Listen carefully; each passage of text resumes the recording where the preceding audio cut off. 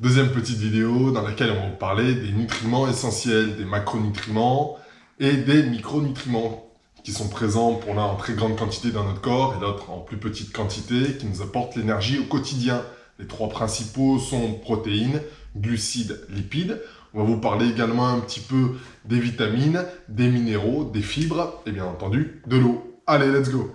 Les protéines, leur rôle est de composer et de maintenir tous les tissus musculaires. Il va falloir que dans notre alimentation, l'apport en protéines représente entre 12 et 15% de l'apport calorique journalier.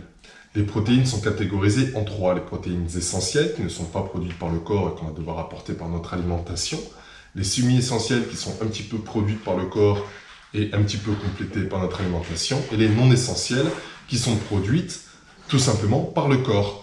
Les protéines sont catégorisées après en deux. Les protéines essentielles sont des protéines qu'on va appeler complètes et qui seront issues de notre alimentation en viande et en poisson. Et les protéines incomplètes qui seront issues des légumes, le soja, etc. Les protéines ne sont donc pas égales entre elles. Les protéines, 1 g de protéines est égal à 4 kcal. Ça aura son importance quand on va commencer à compter les calories dans des programmes de perte, de maintien ou de prise de poids. Et les protéines, il ne faut pas excéder 2 grammes par kilo par jour, mais l'apport recommandé est entre 0,8 et 1,2 g de protéines par kilo par jour. Les lipides qui sont les bonnes graisses ou les mauvaises graisses. Leur rôle, c'est de composer la membrane cellulaire et de faire le messager intercellulaire. Les lipides, donc ce sont les acides gras saturés, les mauvaises graisses qu'on va retrouver dans la charcuterie, dans les pâtisseries, dans certains plats préparés, dans tout ce qui est un peu junk food. Et les acides gras monosaturés qui sont les bonnes graisses qu'on va retrouver dans certains légumes comme l'avocat, comme l'huile d'olive, comme le poisson, comme les oléagineux, les noix, etc.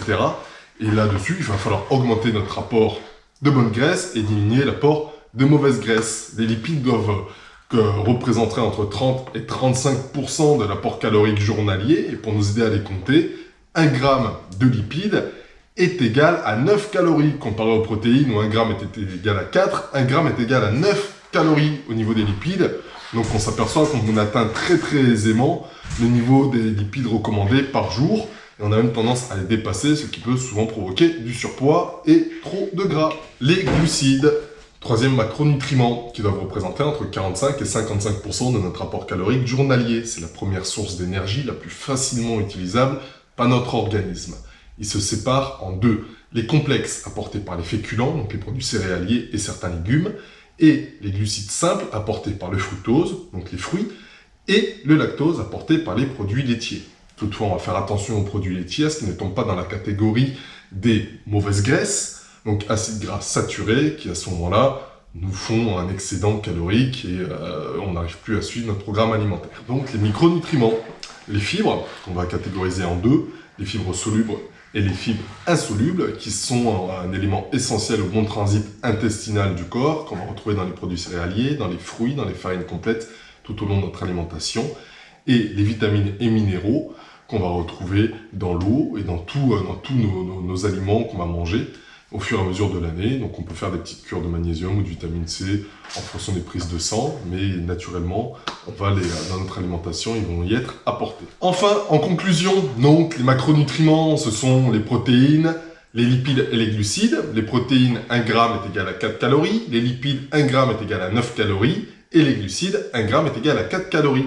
Gardez bien ces chiffres en tête, car lorsque vous savez que votre métabolisme consomme tant de milliers de calories par jour, vous avez déjà une première idée approximative dans ce que vous avez dans votre assiette, donc combien ça représente en calories. Le but étant naturellement, en fonction de votre objectif de perte de poids, de maintien ou de prise de masse musculaire, de pouvoir juger, jauger et adapter le contenu de l'assiette. Vous savez maintenant ce que sont les protéines, les lipides et les glucides, donc gardez bien ça dans la tête. Concernant les micronutriments, donc les fibres, qui ne sont pas assimilés par le corps, donc représentent 0 calories, et les vitamines et minéraux qui sont apportés au fur et à mesure de votre alimentation de tous les jours. Vous pouvez faire de temps en temps des petites cures qui sont notamment essentielles au bon transit intestinal et digestif. Et l'élément le plus important dont on n'a pas encore parlé, le corps est composé entre 60 et 70% d'eau. Donc le minimum est de 1,5 litre par jour, 2 litres serait parfait pour que tout soit bien assimilé par le corps et que vous soyez tout simplement au top toute la journée. C'est donc la fin de notre deuxième vidéo. On sait maintenant ce qu'est la nutrition. On a vu les macros et les micronutriments. Dans les prochaines vidéos, on va s'attaquer à l'index glycémique, aux aliments à privilégier, aux autres à éviter. Et on va rentrer dans le vif du sujet avec vos programmes alimentaires. Restez accrochés, le meilleur est à venir. Boum, let's go!